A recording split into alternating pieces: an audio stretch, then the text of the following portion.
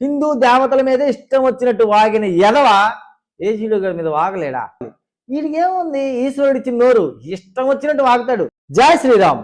My dear friends, ఈరోజు స్క్రీన్లో కనిపిస్తున్నారు కదా సార్, అందరికీ తెలిసిందే యాజీడు గారు అంటే అందరికీ తెలుసు. సార్ ఒక వీడియో రిలీజ్ చేశారు, జస్ట్ 2 అవర్స్లో డిలీట్ చేశారు. అది ఎందుకు డిలీట్ చేశారంటే దానికి చాలా కారణాలు ఉన్నాయి. సో ఇప్పుడు ఏజీడు గారు మాట్లాడిన మాటల్ని ఒక్కసారి విందాం, వాటి కోసం మనం పూర్తిగా తెలుసుకుందాం. నిజంగా అతని అభిప్రాయం కరెక్టా లేకపోతే రాంగ్ అనేది మీరే చెప్పండి. అన్వేష్ గారు ఎలా బ్లాక్మెయిల్ చేశారో చూపిస్తాను, అది కూడా వినండి. నా రాముడి గురించి, నా సీతమ్మ తల్లి గురించి, నా ఆంజనేయ స్వామి గురించి, నా శ్రీవారి గురించి, నా పరమశివుడి గురించి ఏదైనా మాట్లాడితే అలా మాట్లాడే వాళ్ళు ఎవరన్నా ఒక్కడని చెప్పి నేను చెప్పట్లేదు.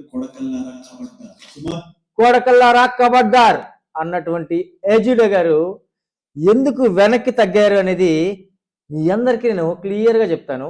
ఇక్కడ ఒకటే ఒక రీజను, నా మనసులో ఒకటి ఉంటుంది, మీ మనసులో ఒకటి ఉంటుంది. బట్ ఇక్కడ నేను చెప్పే రీజన్ ఏంటంటే, అన్వేష్ గారి బ్లాక్మెయిల్కి భయపడి వీడియో డిలీట్ చేశారా, లేకపోతే పెంట మీద రాయి ఎందుకు అని చెప్పి డిలీట్ చేశారా? దీన్ని మీరే కామెంట్లో చెప్పండి. అసలు అన్వేష్ గారి దగ్గర ఏమైనా ఇతనికి సంబంధించిన బ్లాక్మెయిల్ పాయింట్స్ ఏమైనా ఉన్నాయా, దానివల్ల డిలీట్ చేశాడా, లేదంటే ఇలాంటి ఎదవలతో మనకెందుకని చెప్పి డిలీట్ చేశాడా? ఒకసారి మీరే ఆలోచించండి. ఇక్కడ మీకు ఇంకో క్లిప్ చూపిస్తాను నేను.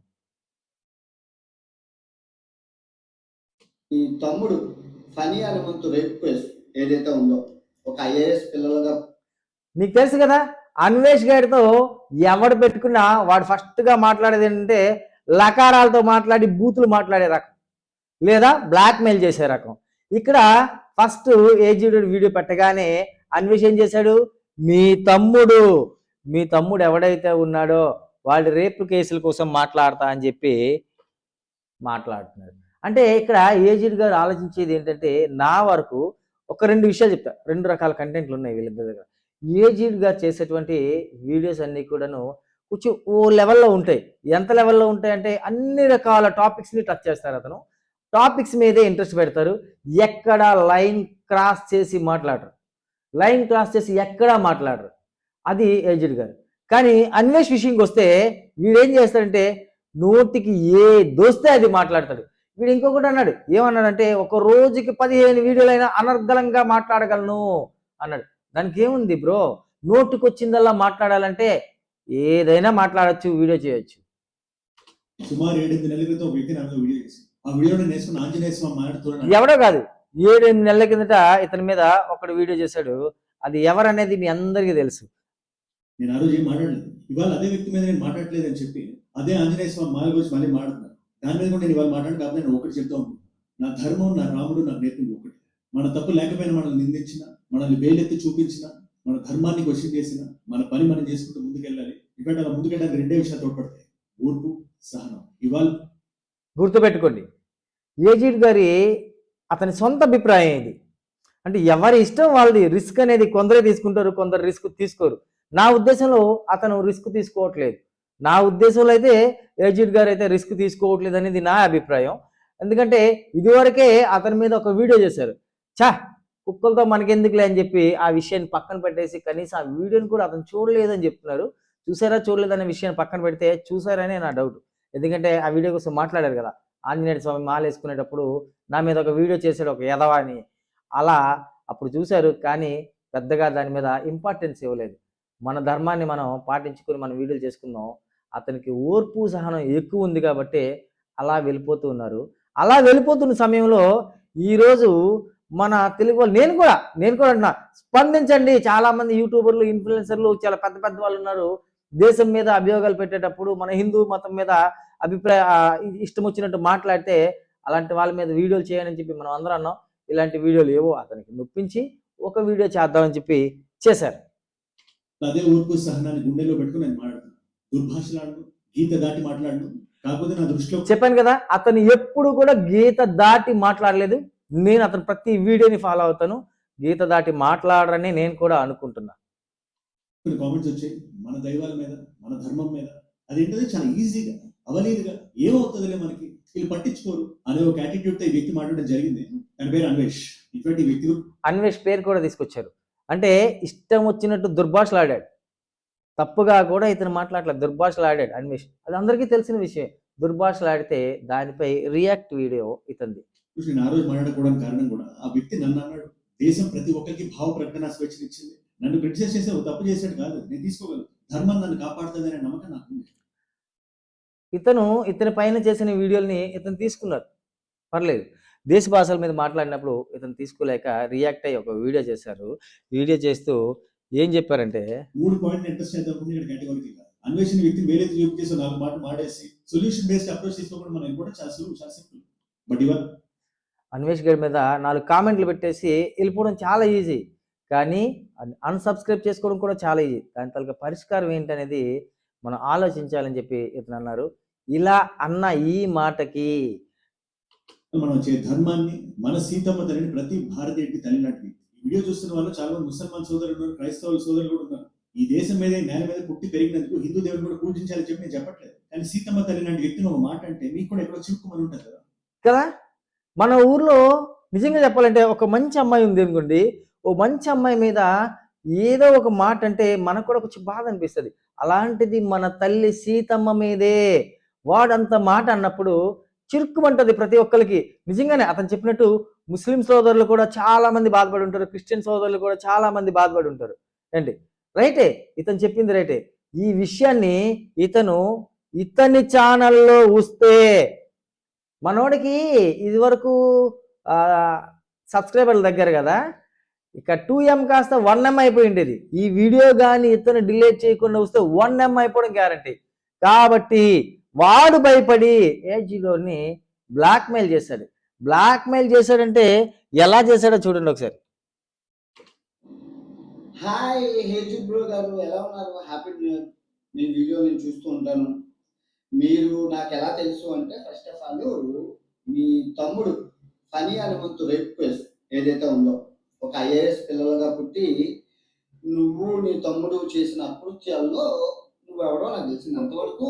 తమ్ముడు ఏజీడో ఇతనికి ఎలా పరిచయం అనేది అవన్నీ పక్కన పెడితే, వీడి ఫస్ట్ డైలాగ్లోనే మీ తమ్ముడు రేప్ కేసులో ఉంటారబ్బా, మన సోదరులు ఎవరో ఒకరు తప్పు చేసి ఉండొచ్చు, అంత మాత్రం ఏజీడో గారు తప్పు చేశారని కాదు. సో అతను తప్పు చేశాడు, దాన్ని పట్టుకొని వీడు ఇప్పుడు ఎలిగేషన్స్ వేస్తాడనమాట. నా అభిప్రాయం ఇది. వీడు ఎలిగేషన్ వేస్తాడు అతని మీద. ఎలిగేషన్ వేసేటప్పుడు ఎలా జరుగుద్దంటే, దీనికి ఒక చిన్న ఎగ్జాంపుల్ మీకు చెప్తా చూడండి. చిన్న ఎగ్జాంపుల్, మీరు రోడ్డు మీద వెళ్తున్నారు ఒక కార్లో, రోడ్డు మీద ఏదో ఒక అత్యాచారం జరిగింది అనుకోండి. అత్యాచారం జరిగితే అయ్యయ్యో అని చెప్పి హాస్పిటల్ తీసుకెళ్దామని వాళ్ళని మీ కారులో ఎక్కించుకొని కూర్చోబెడితే, ఆ టైంలో వాళ్ళు చనిపోయినట్టయితే అప్పుడు డిపార్ట్మెంట్ వాళ్ళు వచ్చి మిమ్మల్ని కూడా క్వశ్చన్ చేసి, మీరు కూడా 10 రోజులు 5 రోజులు స్టేషన్, మీరు తప్పైతే చేయలే కానీ ఫేస్ చేసి సమాధానం అయితే చెప్పాలి. బాబు ఆవిడ అక్కడ పడుంటే తీసుకొచ్చి హాస్పిటల్ తీసుకెళ్తాన టైంలో ఆవిడ మరణించిందంటే నువ్వు ఆ టైంలో అక్కడ ఎందుకున్నావు, అదే రాత్రిపూట నీకు రాత్రిపూట ఏం పని, నీతో అమ్మాయి రాలేదని గ్యారంటీ ఏంటి అని 100 రకాల క్వశ్చన్లు వస్తాయి. దాన్ని వీడు మంచి చేసినందుకు ప్రూవ్ చేసుకోవాలి. ప్రూవ్ చేసుకుంటూ ఓ 10 రోజులు 20 రోజులు స్టేషన్ల చుట్టూ తిరగాలి. అలాగే ఏజీలో గారి మీద ఇతను ఎవరు ఈ అన్వేష్ గారు ఎలిగేషన్స్ చేశారనుకోండి, ఇప్పుడు ఏజీడో గారు అతని తాలూకా పని మానుకొని అతను చేయాల్సిన వీడియోలు మానేసి ఇది అబద్ధం, వీడు అబద్ధాలు మాట్లాడుతున్నాడు, ఇది నిజాలు కావు అని ప్రూవ్ చేసుకోవాలి. వీడికి ఏముంది, ఈశ్వరుడు ఇచ్చిన నోరు, ఇష్టం వచ్చినట్టు వాగుతాడు. అది మనందరికీ తెలుసు. ఇష్టం వచ్చినట్టు వాగుతాడు. హిందూ దేవతల మీదే ఇష్టం వచ్చినట్టు వాగిన ఎదవ ఏజీడో గారి మీద వాగలేడా? మహాభారతాన్ని చదువుకున్నాను అన్నాడు, ద్రౌపది కోసం అలా మాట్లాడాడు. రామాయణాన్ని చదువుకున్నాను అన్నాడు, అలా మాట్లాడాడు సీతాదేవి గారి మీద. వీడు మహాభారతం చదువుకున్నాడంట. సరే, ఈ విషయాన్ని పక్కన పెట్టండి, టాపిక్ సైడ్కి వెళ్ళిపోతుంది. ఏజీడీ గారి అభిప్రాయం ఏంటంటే, ఈ ఎదవ అనవసరంగా మన మీద ఎలిగేషన్స్ చేస్తే మన కంటెంట్ ఆగిపోయి వీడితో డిస్కషన్ పడాలి. వీడు ఎలా మాట్లాడాడు చూడండి. తెలిసిందే కదా, చిల్లర కంటెంట్ ఇది. In the front there is a crocodile festival. ఇప్పుడు ఆ వీడియో తీసేస్తే 2026 మీకు శ్రీరామ రక్ష. ఏజీడో గారికి అతను వీడియో పెట్టిన 2 అవర్స్లో వీడు వీడియో పెట్టాడు. డైరెక్ట్గా యూట్యూబ్లో వార్నింగ్ ఇచ్చాడు. ఇంత ఎలిగేషన్ నడుస్తున్నా, అసలు సబ్స్క్రైబర్స్ పోతున్నా సరే వీడికి ఎంత ధైర్యం అంటే, నా సబ్స్క్రైబర్లు ఎక్కడికి పోతారులే, వీళ్ళందరూ యాదవులు, కుక్క పియ్య తినేవాళ్ళు. ఏంటి వీళ్ళ సబ్స్క్రైబర్లు అందరూ కూడా కుక్క పియ్య తినేవాళ్ళు కాబట్టి ఉంటారు. అది నాకు తెలియక అడుగుతున్నా. ఇప్పటికి కూడా అన్వేష్ బ్యాచ్, నేను చాలా కామెంట్లో చూసి అన్వేష్ బ్యాచ్ అని. ఏం బ్యాచ్ రా మీరు? ఏం బ్యాచ్? ఇలానా మీరు కుక్క పియ్య తింటారు? మీ ఎదురుగా వాడు అంటున్నాడు యూట్యూబ్లో, డైరెక్ట్గా అంటున్నాడు, నా ఫ్యాన్స్ అయితే వాళ్ళు కుక్క పియ్య తినేవాళ్ళు అని అంటున్నాడు వాడు. అలాంటి బ్యాచ్. వాడికి ఏజీడో భయపడింది వాడి దగ్గర ఏదో ఉందని కాదు, అది ఉన్నట్టయితే ఇదివరకే ఏజీడో మీద ఒక వీడియో చేశాడు. ఇతను ఒక వీడియో చేశాడు అంటే నెగిటివ్ వీడియో చేశాడు. ఆ రోజే అవన్నీ బయట పెట్టేసి ఉందుడు. వీడి దగ్గర ఇప్పుడు ఏం లేదు. కాకపోతే వీడితో తలనొప్పి ఎందుకు, అసలు పెంట మీద రాయసడం ఎందుకు, అది తులితో కడుక్కోవడం ఎందుకు? ఇప్పుడు వీడు ఏదో ఎలిగేషన్ వేస్తాడు, ఏజీడోకి ఏదో ఎఫ్ఐఆర్ ఉందో లేకపోతే ఏదో తోటగారు ఉందని ఎఫ్ఐఆర్ వేస్తాడు. వేసేటప్పటికి అది కాదురా బాబు అని చెప్పాలి. అసలు జనాల్లో ఉన్నటువంటి ఇంకో మైనస్ ఏంటంటే, ఒక నెగిటివ్ వీడియో వచ్చిందంటే వెంటనే వైరల్ అయిపోతుంది. వీడు ఏజీడో మీద ఏదో పనికి మళ్ళీ నెగిటివ్ వీడియో ఒకటి పెడితే వెంటనే వైరల్ అయిపోతుంది. అతని తాలూకా వీడియోలు చూడడానికి కూడా ఇంట్రెస్ట్ తగ్గిపోతుంది జనాలకి. ఒక వ్యక్తి మీద నెగిటివ్ వీడియో రాగానే అసలు అతని వీడియో చూడాలంటే కొంచెం వెనక్కి లాగేస్తారు. ఇది కూడా చాలామంది సబ్స్క్రైబర్లు పోయారుగా. సో అతను అది భయపడే వీడియో డిలీట్ చేశారనేది నా అభిప్రాయం. మీ అభిప్రాయం ఏంటో కామెంట్లో చెప్పండి. నా ఉద్దేశం నేను చెప్పా అంటే ఇది ఎలాంటి ఎదవ అనేది మీ అందరికీ తెలుసు. ఈ ఎదవ ఒక వీడియో పెడితే అతను వీడియో డిలీట్ చేయడానికి రీజన్ ఇదే. కానీ నిజంగా చెప్తున్నా, అతను వీడియో డిలీట్ చేయకుండా ఉన్నట్టయితే చాలా బాగుండేది. అసలు ఏజీడో గారు కానీ వీడియో డిలీట్ చేయకపోతే చాలా అంటే చాలా బాగుండేది.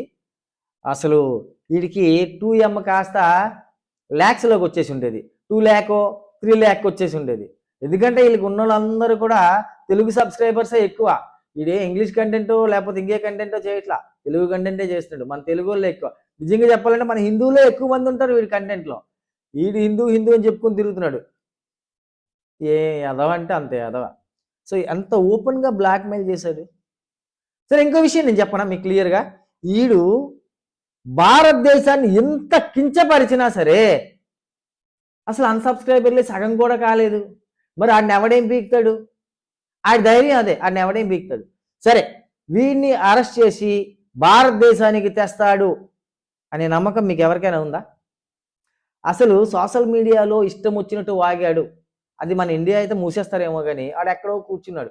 వాడిని అరెస్ట్ చేసి మన భారతదేశానికి తెప్పించగలరు అనే నమ్మకం మీకు ఎవరికైనా ఉందా? నాకైతే లేదు. మీకున్నట్లయితే కామెంట్లో పెట్టండి. నిజంగా చెప్తున్నా, వాడిని ఇండియాకి రప్పించే సత్తా మనకి ఉందా?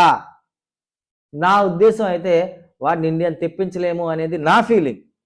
ఎందుకంటే వాడు అంత ధైర్యంగా ఈరోజు ఒకరిని బ్లాక్మెయిల్ చేస్తూ, అది కూడా సామాన్యుని కాదు, 4M సబ్స్క్రైబర్స్. వీడు అతనితో పోల్చుకుంటే వీడు ఎంత జుజుబి పనికి మళ్ళీ చెత్త కంటెంట్ చేస్తాడు.